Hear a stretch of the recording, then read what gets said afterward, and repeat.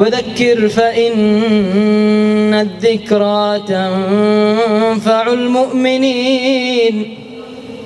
فذكر بالقرآن من يخاف وعيد. لا تجعل الله أهون الناظرين إليك وتعصي الله عز وجل في خلواتك وجلواتك. كن فقير، تضرع إلى الله، انكسر بين يدي الله، انطرح بين يدي الله، قل يا الله أعطيتني وحرمت غيري، قل يا رب أحمدك وأشكرك.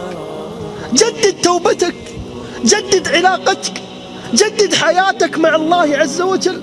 ارفع كف الضراعة، قل اللهم لك الحمد. تخاف من الناس وتختبئ من الناس ونسيت الله رب الناس سبحانه وتعالى أنه يراك.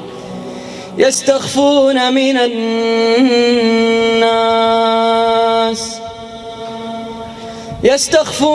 الناس ولا يستخفون من الله وهو معهم. تستحي من الناس وتخاف منهم وما تخاف من الله البصير الذي يراك وانت داخل هذه الغرفة تبارز بالمعاصي. الناس مثلك فقراء إلى الله، بحاجة إلى الله، ولا تراقب الله جل في علاه. ألم يعلم بأن الله يرى؟ تدري ولا ما تدري؟ أيحسب أن لم يره أحد؟ أي شيء تسويه يعرف أن الله شايفك. انتبه، لا يراك الله سبحانه وتعالى إلا في مكان يحبه ويرضاه، لا يراك في مكان تبارز بالمعاصي. انتبه، احذر، أنت مراقب.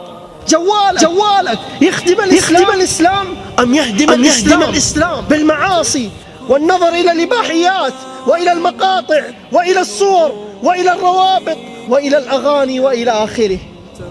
وإذا عصيت الله ارجع إلى الله، وإذا وقعت في معصية تب إلى الله، لأن الله الذي سمى نفسه الغفار الذي يغفر الذنوب، سمى نفسه الرحمن الذي يرحم، سمى نفسه الكريم الذي يكرمك بنعمه سبحانه جل جلاله.